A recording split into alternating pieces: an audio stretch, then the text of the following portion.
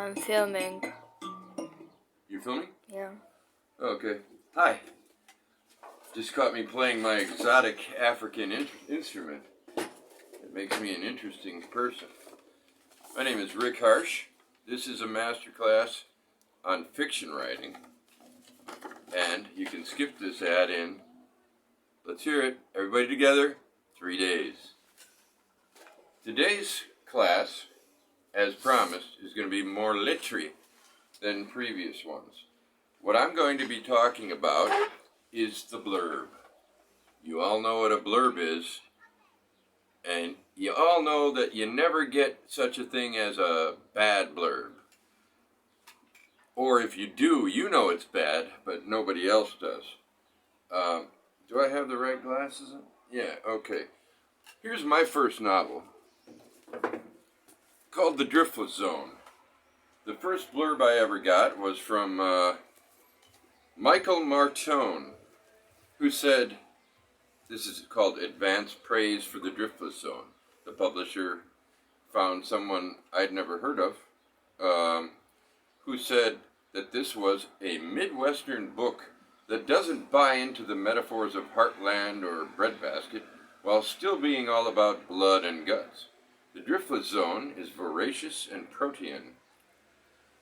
More than gender, more than class, more than race, more than place, this novel argues is the nature of our nurturing. The Driftless Zone is a multi-chambered, thumping muscle and a story that must be read.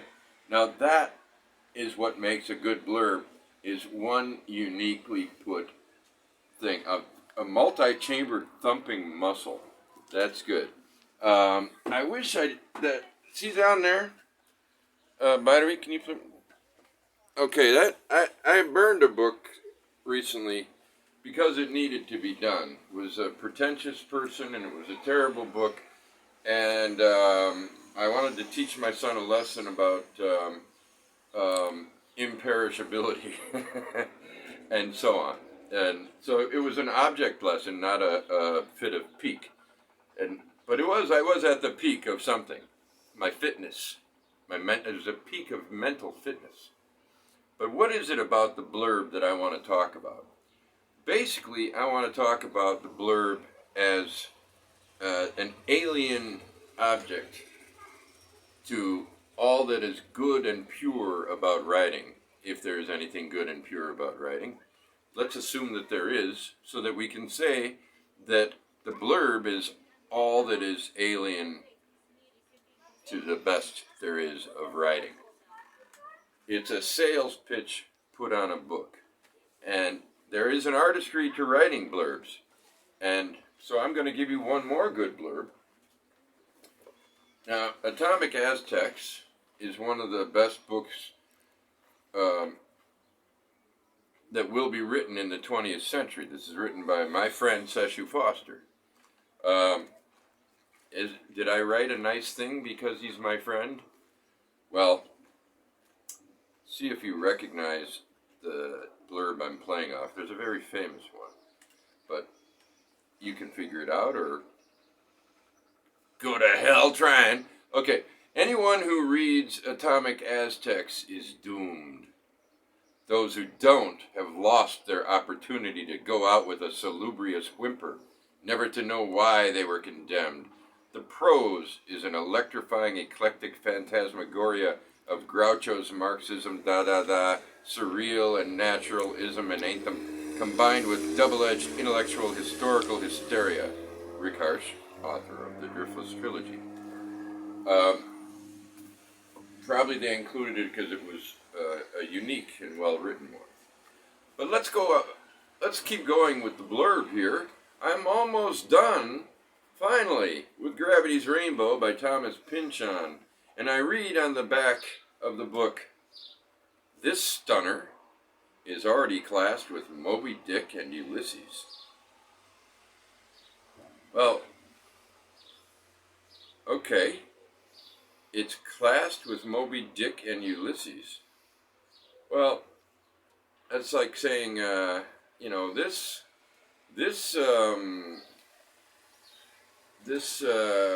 do we call the people who jump over things in the Olympics? This hurdler is already classed with Muhammad Ali and Pele. What? What? Could, you know? So I guess what I want to read this book. Don't stop me. That's what the blurb does. It's like it's already classed with Moby Dick and Ulysses. Well, I love Moby Dick and I love Ulysses. And as it turns out, I love this book. But they are three very different books and they don't belong in the same class. What do they mean then? Three books written by white men? Okay. Three books written in English by white men? Three fairly big books written in English by white men? Well, this one's longer than the other two. Set in Europe at the end of World War II with the V2 as the white whale. The V2 is not the white whale. Stop calling things the white whale! There's only one thing that's the white whale. It's Moby Dick. That's the white whale. It's not such a simple metaphor, you fucking assholes. God damn it. Pisses me off. And you should be pissed off too. And that's why this is your master class, because, you know, some simple putz like Dan Brown is not even going to notice that, and he's not going to get pissed. And you got to get pissed if you want to learn. You got to say, stop with the bullshit. I just want to read a good book. We'll go on. The novel's central characters race each other through a treasure hunt of false clues, disguises, distractions, horrific plots. Well, that is not clear enough. Horrific plots. And comic counterplots. Are they all counterplots? To arrive at the formula which will launch the super rocket. That's very badly summarized, is all I'll say. Impossible here to convey the vastness of Pynchon's range, probably. The brilliance of his imagery. But you could try. You could try. A good review would try. You know, because when someone talks about the vastness of Pynchon's range, we're not quite sure what they're talking about, are we? The brilliance of his imagery. Well, you know, you'd be surprised at how many writers are brilliant with their imagery. That does not set Pynchon apart. The virtuosity of his style, well, it's actually a number of styles.